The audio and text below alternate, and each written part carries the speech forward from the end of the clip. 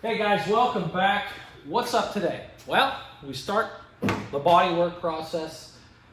Is it my favorite thing to do on a car? No, probably not yours either. I mean, there's some guys out there that are sick and twisted and they enjoy this stuff, but you know, to me it's a necessary evil if you want a very nice looking project in the end. So it's tedious and monotonous, and there's plenty of other words for it that I won't use on camera. But here, let's start with the doors. They're off the car. We have a few things to weld shut here. That's why I got the welder out. We're gonna do some welding today, and then we're gonna take these back up to the house and start the hammer and dolly and sanding process. We've got some holes in these doors. Now, when this guy went into civilian use, somebody put door impact strips along the body. So fenders to the doors, the quarters, that thing that went along here. So we've got a bunch of these very small holes to weld shut. Very easy to fix that. A couple extra holes up top where the rear view mirrors were. Somebody put sport mirrors on, so they drilled a couple extra holes. We'll just weld those shut. Bullet hole. Got a bullet hole. Whoa. On this door here, we're gonna weld that shut. And then we have a very, very small, I'm so lucky, rust through on the driver's rear door. It's where a drain was clogged and water just laid in there and rusted through the door. It's literally 1 inch square. It's probably going to be a little bigger once we trim it out, but we're going to patch that in, and then we'll haul these guys up to the house and really start body working them. So let me get that welder fired up and we'll move right along.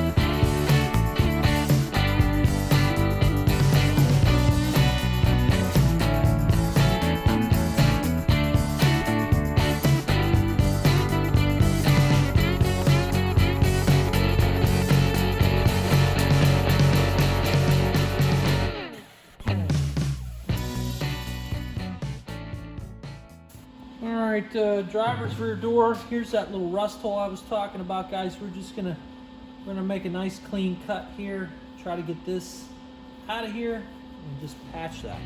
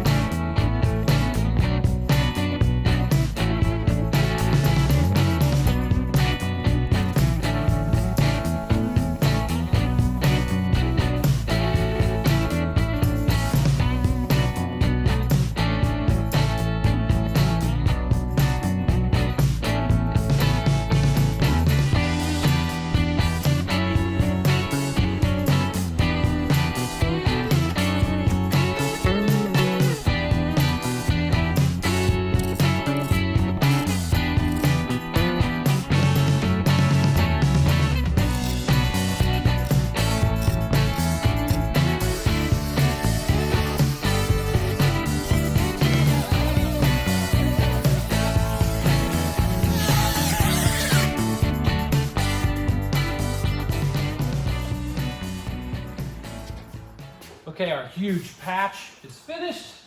Looks good. We'll smooth that all out with some filler and whatnot, massage that, and you'll never know we were in there. Now you may be saying, hey Brian, why didn't you just plug these before you sprayed the epoxy on them? Well, I don't know. I forgot. That's why we're doing it this way. So, in case you were wondering. Let's get these guys up to the house.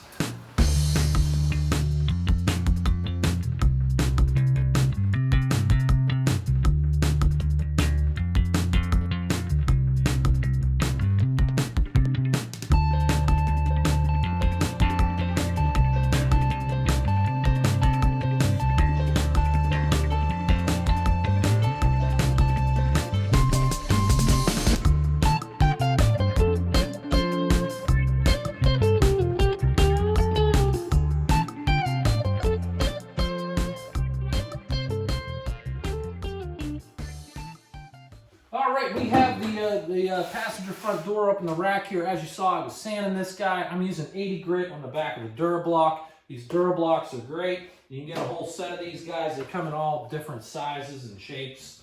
Round ones, long ones, short ones, you name it. We're sanding in a crosshatch pattern. We're not going vertical and horizontal because crosshatch is the best way to find your highs and lows. Now, what do I mean by highs and lows?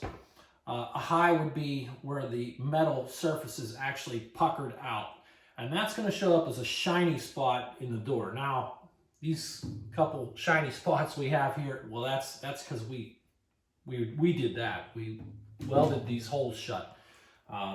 Low spots are going to show up as a dark spot in your primer. And we got a whole bunch of them. All these dark gray spots is where the sandpaper was not hitting, because it's kind of like a pothole, right? You're going over the surface. This is lower than the rest of the surface, so sandpaper's not hitting it. That's how we know how bad the panel actually is. Now, I already started. The back doors have a few. This passenger front has got a whole bunch along here. If you run your hand across this, it's kind of wavy. We're going to go ahead and smooth that out with some body filler. Now, if this was a fender or a quarter panel or something like that, I'd probably be able to use a hammer and a dolly and at least try to, level them out a little bit. But because the door is encased on the other side, it's a little bit more difficult, at least for me. I'm not a master body man, so we're going to do the best we can, smooth this out with some filler.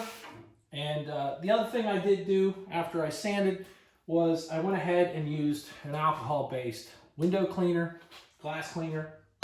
Just spray it on there. Wipe it off using paper towel. It doesn't have to be lint-free yet.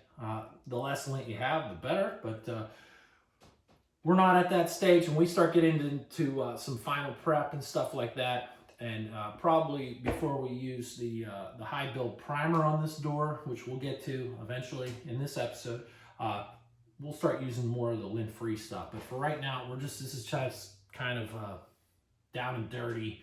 Let's find the low spots. Let's do the best we can to smooth it out right now. So let's get to filling.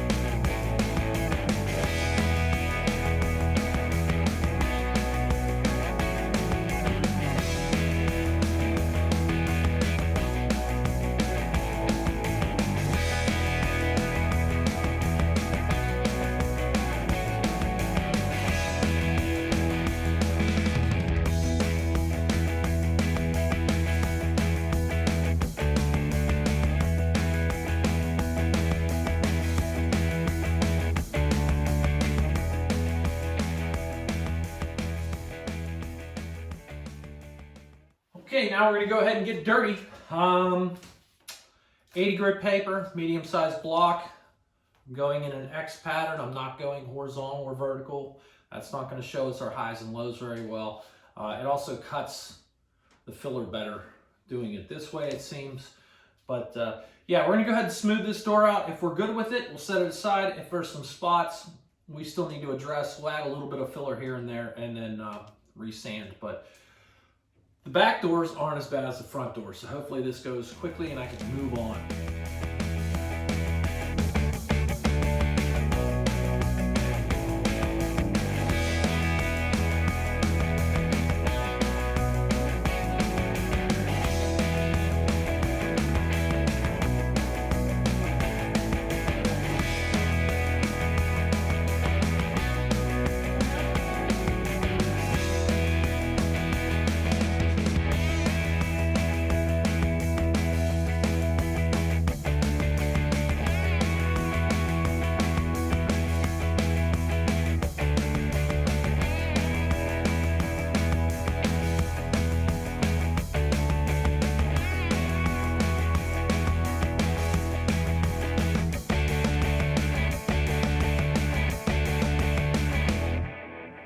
as of right now, this door looks good. It feels good.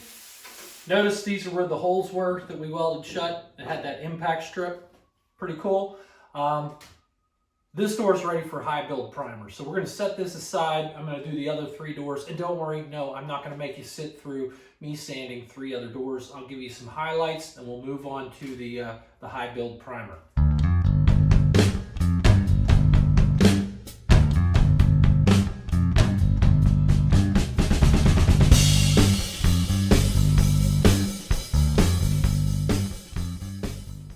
Okay, we're about to spray some high build primer on these doors. Behind me, you can see I've got a very small paint booth set up, very little room to move around in there.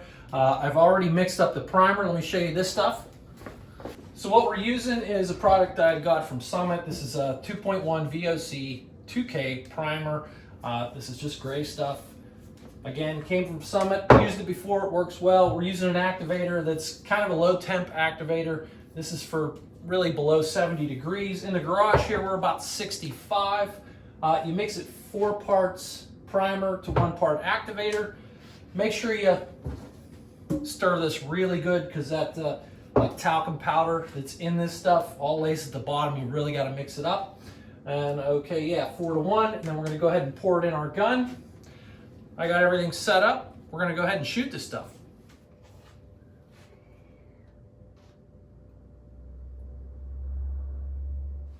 Okay, we're ready to spray. I had to do a quick gun change. The other one just quit working. What we're gonna do is just spray the panels of the doors. We're not worried about the window frames. No damage there. We're not smoothing anything out there. I mean, we will eventually, but what we're focused on is the panels. So I'm gonna go ahead and crack this door a little bit, get some airflow, and shoot these guys.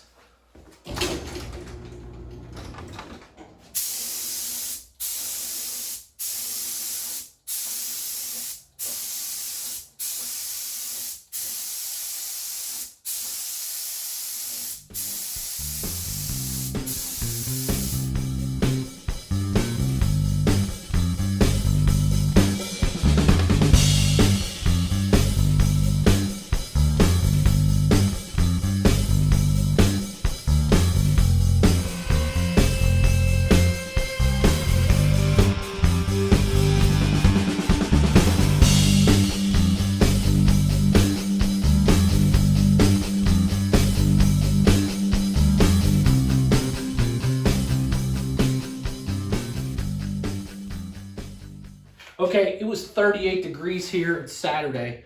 We're supposed to get sub-zero temperatures the next few days, so getting this in today was clutch, man. It was very convenient. The temperature went up to about 38 today, so I was able to get this, and it laid down pretty smooth. I mean, as smooth as filler primer or the high build primer can. It's got a talcum powder in it, and it's what it does. It's filling in our light scratches from the 80 grit sandpaper. So now what we're going to do, next step, is we're going to move up in the sandpaper number to like maybe a 180. We're going to go ahead and sand all 4 doors. Make sure there's no more defects. Everything's silky smooth, laser straight, as best I can anyways. And then once that's done, we'll go ahead and clean everything up really good, and we're going to hit it with our white sealer. After that's done, again, these guys get put aside and we move on to fenders and hood and trunk. I know, it's exciting. Not my favorite thing to do, but let's get that sandpaper. Well, here we are. More sanding, yeah. I'm not going to drag you through this for too long, guys. I'm just going to give you a quick overview of how I do it. We've got our, let's see, left rear door and our high build primer. Looking at it, everything looks straight. I mean, it looks really, really good. Now, when I go ahead and sand this stuff, we still might see some highs and lows we have to address. If not, very good, we carry on. I'm going to be sanding this with a 220, and then I'll move on to 320, and then finally on to 400. Seems like overkill, but if you want a really good paint job in the end, it's not going to show a lot of blemishes. That's what you got to do. So this doesn't take as long as you'd think. If the panel's pretty straight, This high build primer sands real quick, so I'm just gonna do what we did earlier. We're gonna do a crosshatch pattern, looking for highs and lows. If none, like I said, we keep on trucking. So here we go.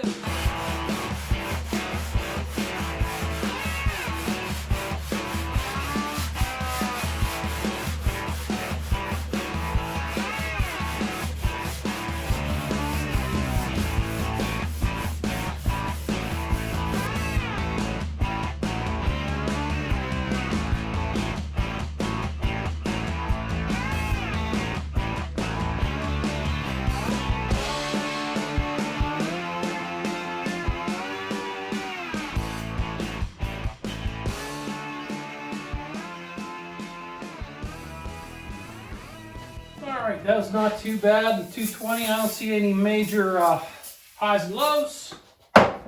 Just gonna wipe this guy off real quick with some glass cleaner.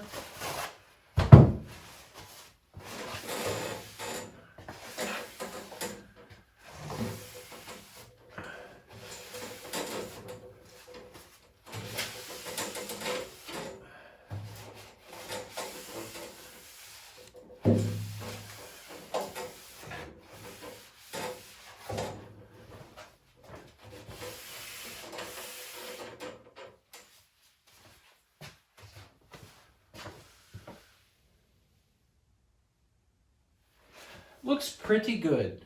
I don't see anything too crazy here. Couple high spots. We're getting down into some metal. That might just be because I didn't put on the thickest layer of filler primer. I don't think we're going to have anything major on this. I don't feel anything. And this being white, you're not going to see it. If I can't feel it, you're definitely not going to see it in white. Black, different story. Now, we can't forget about the door jambs and the window frames. Anything that's going to be hit by paint or sealer needs to be scuffed. You have to have a rough surface, so to speak, for that sealer or paint to stick to. Now, if you don't, what happens is over time that paint will just peel right off. I saw that when I was taking the old green paint off the car. You know, when they repainted the car, they didn't scuff the jambs very well, so I could blow the paint off with compressed air. So we don't need to go all the way down to 400 on this, guys. I'm going to use 220, scuff it up real good, and call it there. When we get up to the window frame area, especially on the outside, the part that you will see, we will definitely go down to 400. But, you know, like the track where the window's going to run, again, 220 is going to do us fine. I know it's tedious, but you got to do it. I really need to do something about the lighting over here, guys. This is not the best. But we are rounding third and headed for home. I took all 4 doors, blew compressed air through them, blew as much dirt and debris out of them as I could into the driveway. You saw, or you see, a little bit of green paint. That is self-etching primer. I'm using that where things look a little thin, like I'm starting to see maybe some bare steel and some, you know, edges and things. I mean, there's a lot of it on these doors, but that's just me being anal retentive. You can spray this sealer right over bare metal. We're just not going to do that. I like to have everything covered before I do that. So that's what the green stuff is. I'm going to go ahead and take my lint-free rags and my alcohol-based window cleaner, spray all these jams down real good, wipe them down really good, and then we'll spray the sealer. And yeah, you're right, we're going to do the jams first, then we'll flip them and do the pretty side.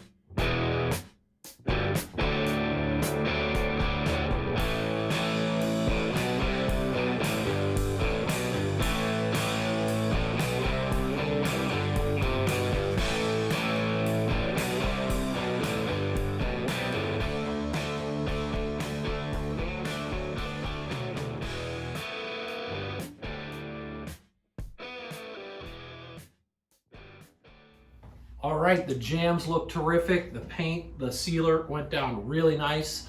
I decided to let them cure so I can touch them, handle them, and wait till today, which, watching the weather, they said, it should hit about 60 degrees on February 3rd, mind you. And here we are, it's about 60 degrees. So not the best weather for painting, but man, it's way better than 32 degrees. So let's roll these doors and get to spraying.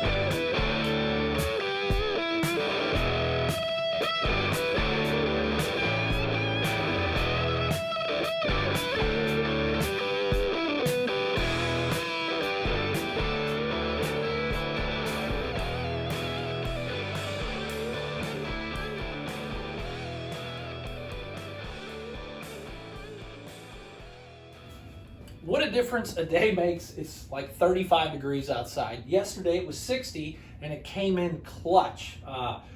Laying this sealer down, spraying it, just that temperature rise just made everything so much nicer.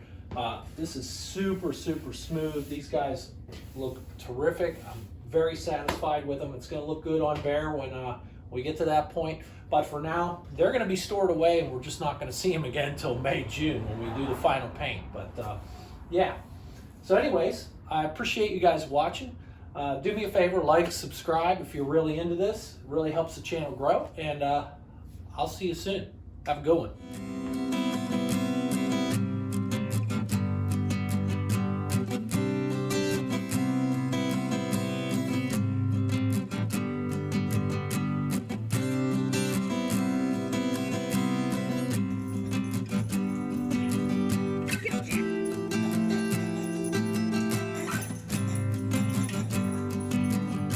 Get